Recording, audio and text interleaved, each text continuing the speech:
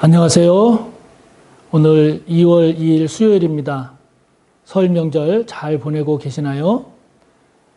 은혜가 가득하면서도 안전하고 또 즐겁고 건강한 그런 복된 설 명절이 되시기를 바랍니다.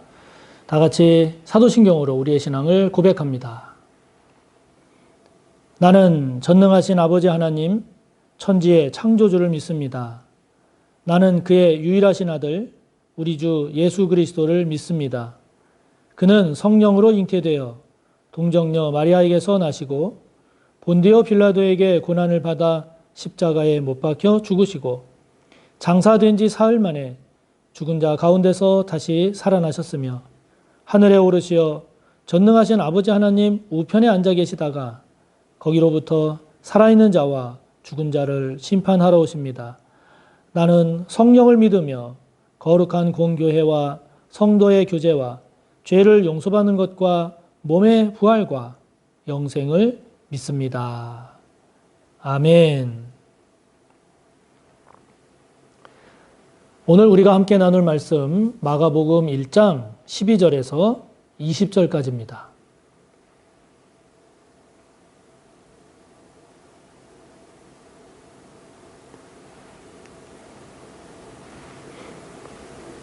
신약성경 53쪽 마가복음 1장 12절에서 20절까지의 말씀 봉독합니다. 성령이 곧 예수를 광야로 몰아내신지라.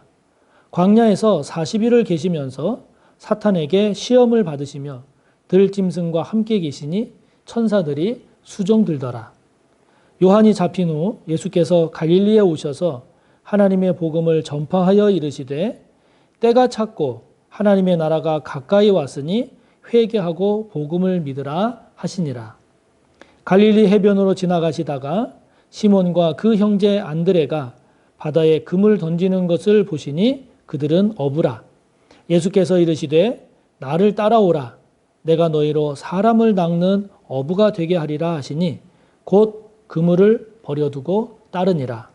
조금 더 가시다가 세베대의 아들 야고보와 그 형제 요한을 보시니 그들도 배에 있어 그물을 깁는데 곧 부르시니 그 아버지 세베대를 품꾼들과 함께 배에 버려두고 예수를 따라가니라.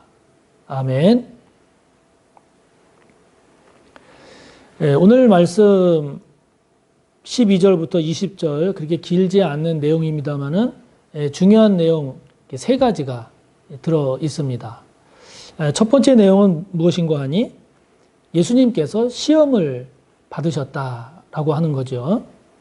12절에 보면 13절에 보면 성령에 의해서 광야로 몰아내어지신 예수님께서 사탄으로부터 시험을 받으셨습니다.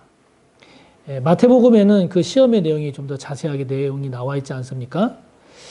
여기 사탄에게 시험을 받으셨다 그러는데 성경에 보면 우리말로는 시험이지만 내용적으로 의미적으로 다른 세 종류로 되어 있습니다. 첫 번째 시험은 오늘 본문에 사탄이 예수님을 시험했다라고 할 때의 이 시험, 이때 시험은 유혹입니다. 유혹. 그래서 영어 성경을 보면 temptation이라는 단어를 쓰죠. 두 번째 시험이라고 하는 그 뜻은 고난, 역경을 의미하는 시험이 있습니다. 영어 성경을 보면 trial이라고 하는 단어를 쓰죠. 그래서 베드로 전서에 보면 불같은 시험, 이럴 때 그 시험이 trial, 고난, 역경으로서의 시험입니다. 세 번째는 테스트입니다. 시험이죠. 하나님께서 아브라함을 시험하셨다. 그럴 때의 시험입니다. 테스트입니다. 이렇게 세 가지인데 유혹으로서의 시험, 템프테이션의 경우에는 이때의 유혹으로서의 시험을 이기는 것은 피하는 겁니다. 맞서 싸우는 게 아니라 피하는 겁니다. 유혹에 넘어가지 않는 거죠. 역경으로서의 시험, 시련으로서의 시험은 잘 견디는 겁니다. 인내하는 겁니다.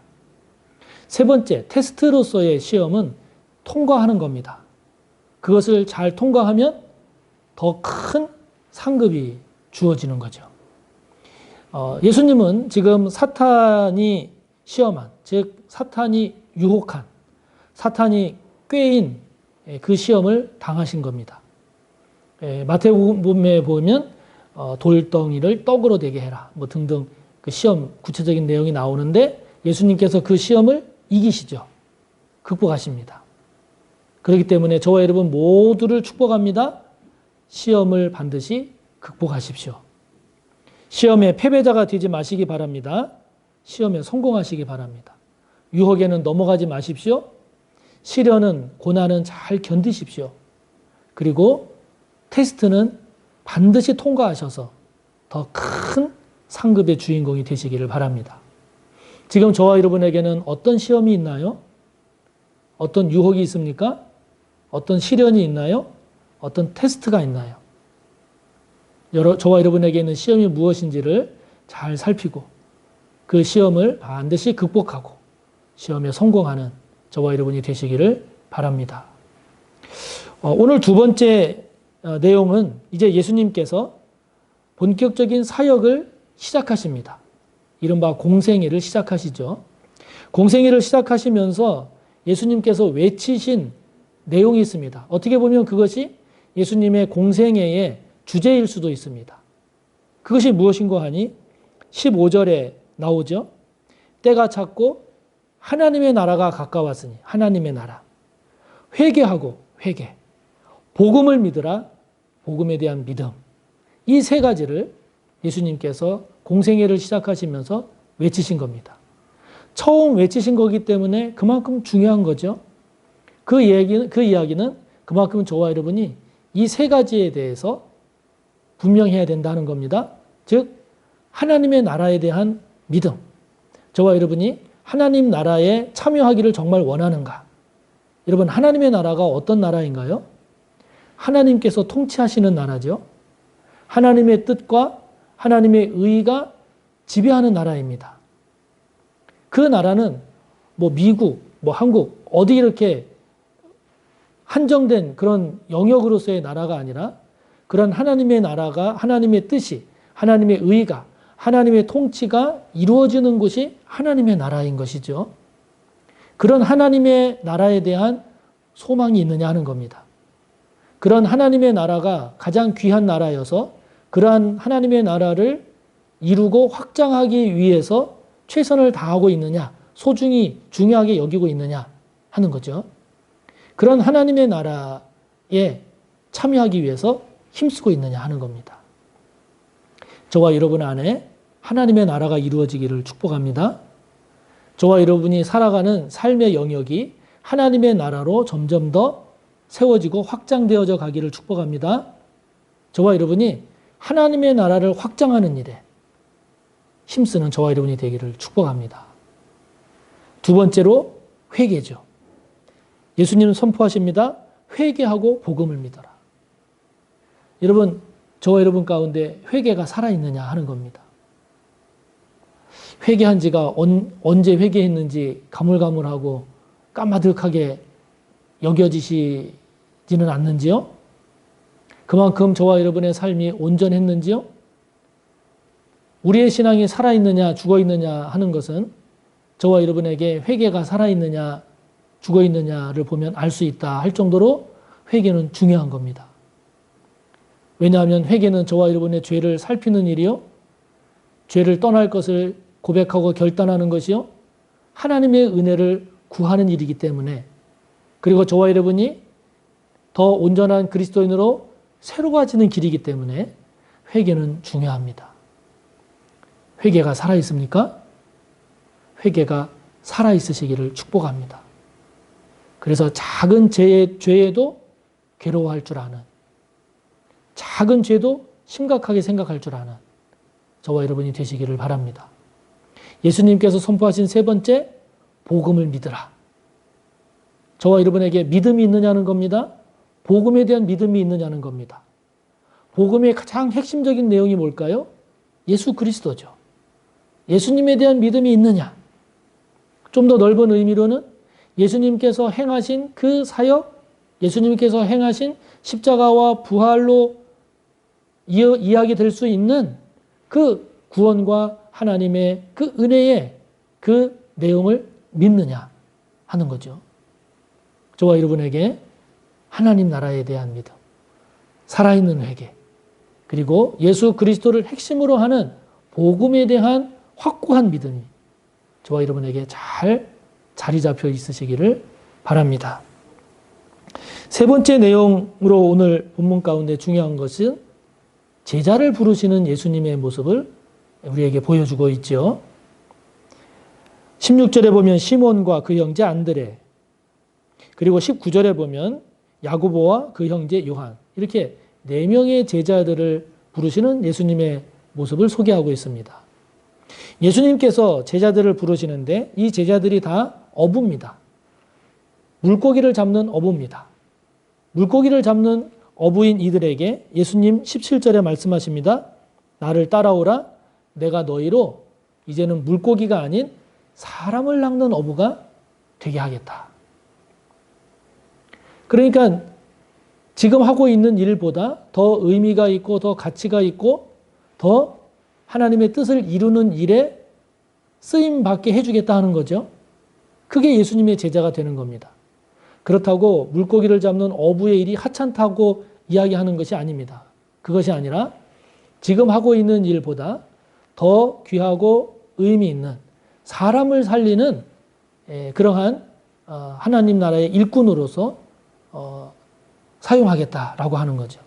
그러니까 저와 여러분이 예수님의 제자가 된다라고 하는 것은 지금 살아가고 있는 그냥 육신적인 삶에 그치는 것이 아니라 그것에 보다 궁극적이고 영적인 의미를 위해서 쓰임받는 거죠. 여러분, 그게 얼마나 귀합니까? 그게 예수님의 제자로서 우리가 살아가는 거죠. 단순히 우리가 먹고 살기 위해서 돈을 버는 게 아니라 먹고 사는 그런 육신적인 차원으로 머무는 것이 아니고 그거를 통해서 하나님께서 이루고자 하시는 구원의 역사, 하나님 나라를 확장시키는 그 영적인 의미, 그 궁극적인 의미, 그 복된 의미를 위해서 우리가 쓰임받는 것. 이게 예수님의 제자가 되는 거죠. 이렇게 부르시는 예수님의 부르심에 제자들이 보인 반응은 곧, 그리고 버려두고, 그리고 예수님을 따랐다. 이 세 가지 내용이 중요합니다. 곧 따랐습니다. 버려두고 따랐습니다. 예수님을 따랐습니다. 자, 저와 여러분, 지금 저와 여러분의 삶을 다시 한번 이렇게 그러면 돌아볼 때 저와 여러분 지금 무엇을 따라가고 있습니까?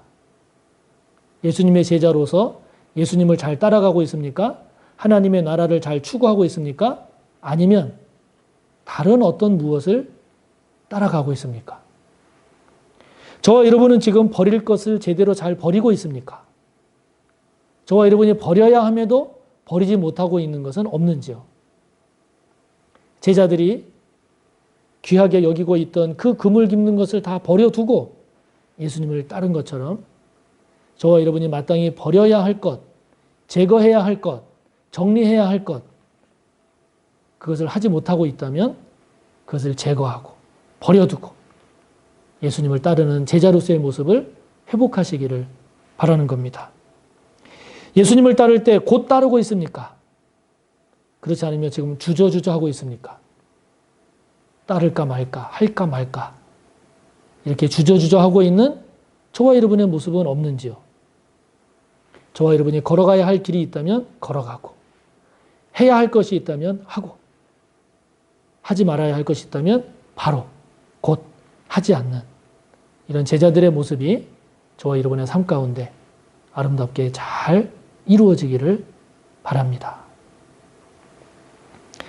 하늘에 계신 우리 아버지, 아버지의 이름을 거룩하게 하시며 아버지의 나라가 오게 하시며 아버지의 뜻이 하늘에서와 같이 땅에서도 이루어지게 하소서. 오늘 우리에게 일용할 양식을 주시고 우리가 우리에게 잘못한 사람을 용서하여 준 것 같이 우리 죄를 용서하여 주시고 우리를 시험에 빠지지 않게 하시고 악에서 구하소서. 나라와 권능과 영광이 영원히 아버지의 것입니다. 아멘.